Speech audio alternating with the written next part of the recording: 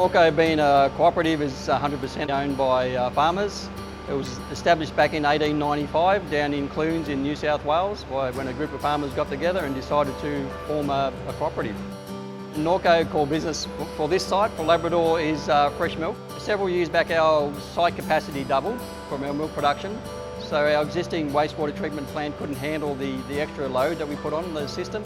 So here on the Gold Coast, NORCO generate around 500,000 litres a day of wastewater from the production facility.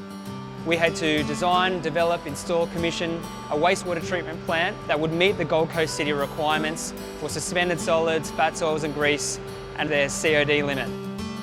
For the volume that we put through, it's compact, it's easy to maintain, very little day-to-day maintenance required on it, and overall it's a reliable system.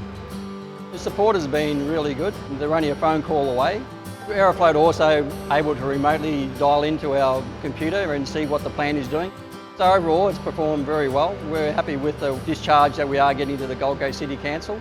We are regularly meeting our discharge limits, and as you can see it's a nice, tidy, neat looking plant.